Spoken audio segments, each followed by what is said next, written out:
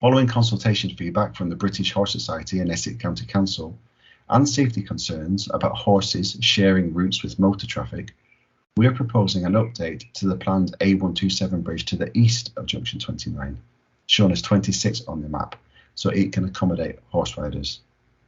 It also includes a link to the bridleway BR183, which begins at Codham Hall Lane and goes south over the A127 on the east side of the M25.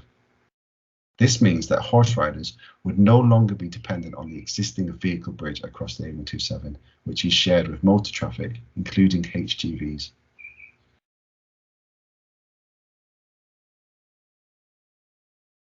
There will be changes in traffic flows as a result of building and operating the Lower Thames Crossing. This would result in changes to the emissions, which may then have an impact on the environment. While this impact has been assessed and presented in previous consultations, since our last consultation, we have revised our assessment methodology in light of the latest scientific opinion and after discussions with Natural England.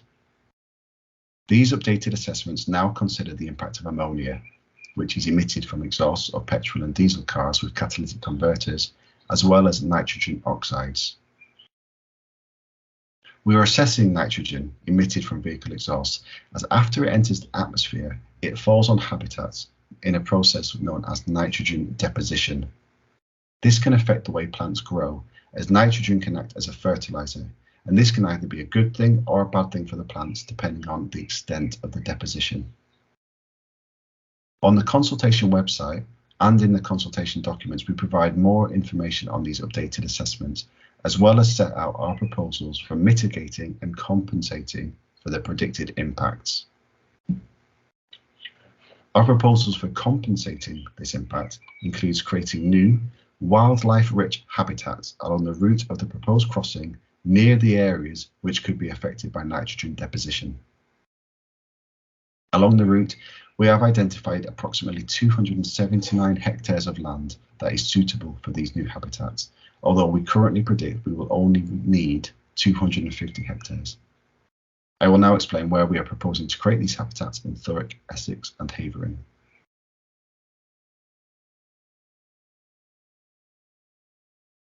Two parcels of land, totalling approximately 45 hectares, have been identified in Thurrock for compensatory planting. Both are located to the south of the A13 in Southfields and are close to designated sites and existing woodland that may be impacted by nitrogen deposition. These areas are shown on the map in front of you as shaded in light green with a red boundary.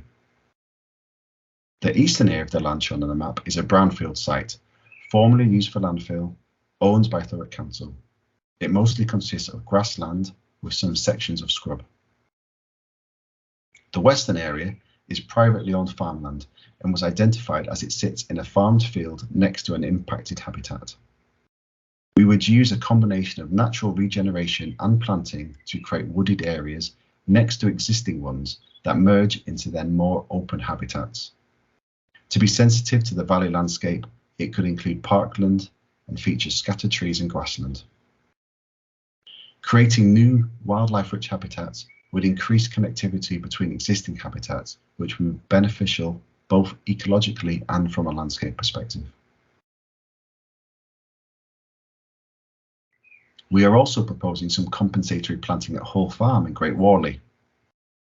Most of Hull Farm site was purchased by National Highways in 2021 to deliver benefits for communities and the environment. Working in partnership with Forestry England and the wider Thames Chase Community Forest partners, the site was identified as providing an opportunity to create a new community woodland that would become part of the Thames Chase Community Forest Network. This would build on the small proportion of the site adjacent to the M25 that was already needed by the Lower Thames Crossing to provide public open space replacement for works at Folk Lane Woodland. Following our assessments, we identified Hull Farm, which is currently used for agricultural purposes, as a location for compensatory habitat creation because it is close to Codham Hall Woods and other designated sites. It would also link with the existing woodlands that form part of the habitat network in this area. There is an existing farmhouse and paddock within Hull Farm which will be retained, and these are not included in our proposals for Hull Farm. We are considering using up to 75 hectares of the whole farm site as compensatory planting to offset against the risk from the impacts of nitrogen deposition caused as a result of the traffic using the Lower Thames crossing. Within this 75 hectares, we would convert the existing farmland to a woodland, dominated mosaic of wildlife-rich habitats through a combination of natural regeneration of habitats and planting. Again, this area is shown on the map as shaded in light green and outlined in red.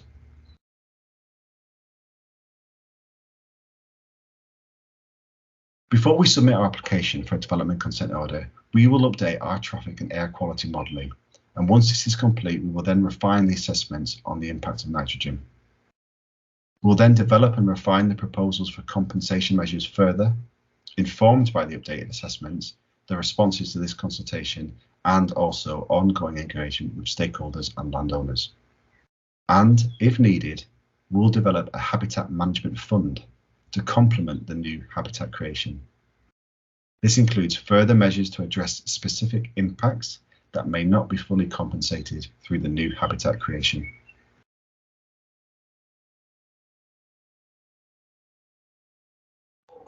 Utilities such as cables, telephone, electricity, sewer, water and gas lines need to be diverted or relocated in order to build and operate the Lower Thames crossing. Since the previous consultation, we have continued to work with utility companies and affected parties to develop the proposals for utility works. And these changes seek to ensure that the road and utility networks can be constructed and operated in a way that is sensitive to the local community and the environment. We're proposing to change the route of a gas pipeline diversion, shown as a red line marked as A on the map, to avoid a scheduled monument and a veteran tree west of Orsett. This results in a minor change to the order limits along the length of the diversion route, which would reduce the area needed for works overall by approximately 2 hectares.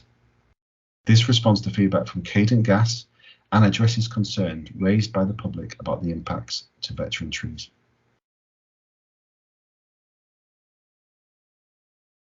We're also proposing to use more of the existing infrastructure to deliver the changes to the electricity network in this location.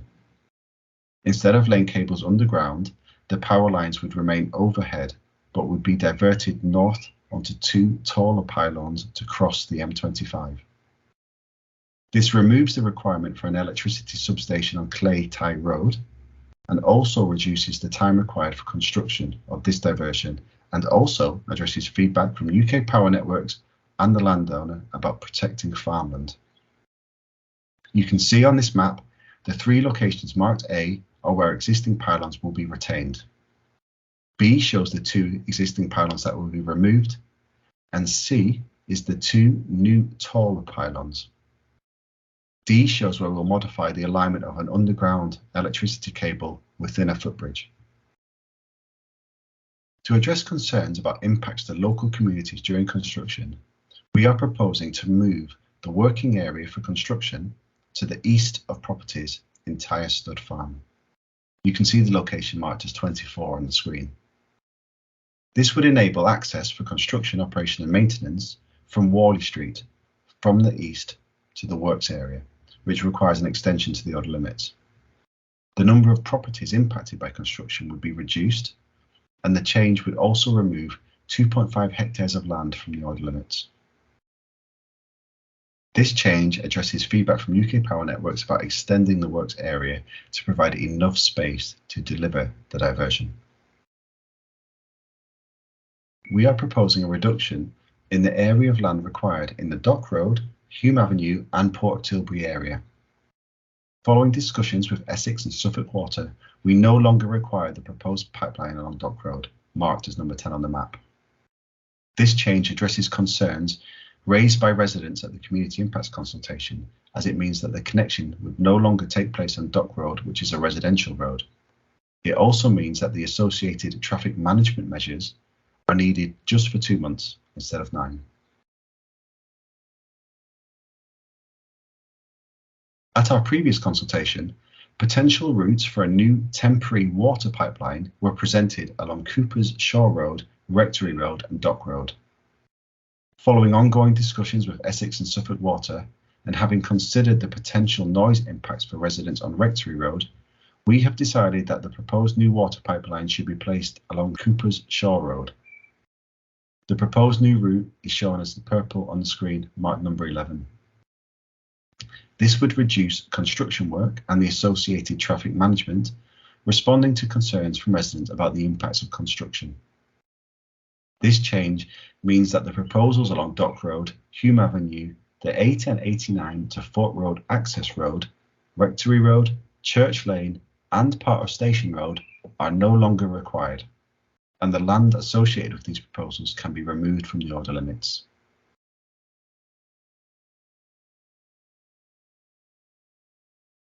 Now, as mentioned previously, the order limits is the area needed to build and operate the Lower Thames crossing. Following our updated proposals, we have further refined our order limits across the whole route of the project, and it is increased from 22.2 kilometres squared to 24.35 kilometres squared. There is no change to the number of properties in the order limits.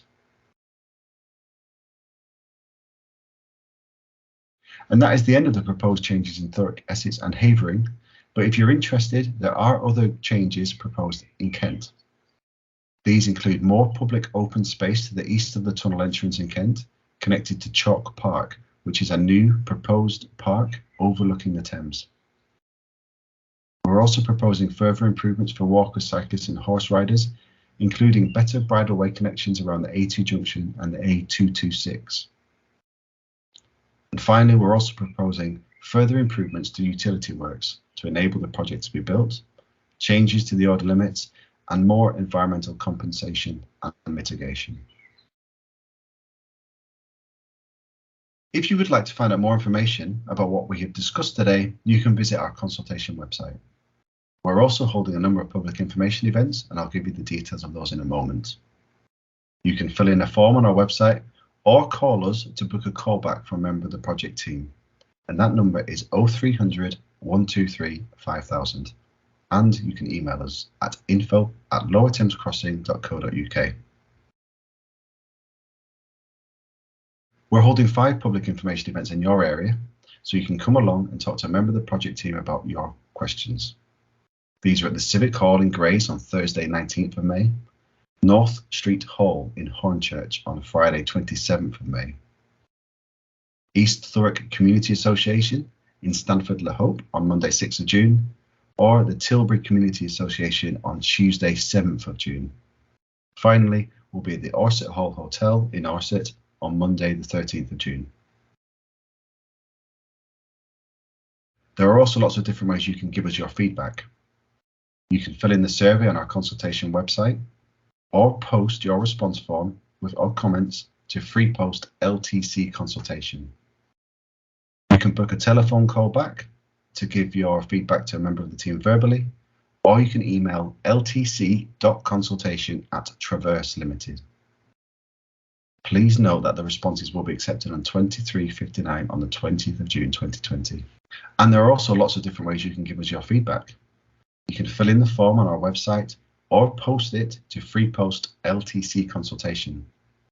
You can book a callback from a member of the project team to give us your feedback verbally, or you can email your comments to ltc.consultation@traverse.limited. And just a reminder, the consultation closes at 23:59 on the 20th of June 2022. And that brings us to the end of the film. If you need any more information at all, please don't hesitate to get in touch. And just as a reminder, the consultation closes on 20th of June 2022. Thank you for your time.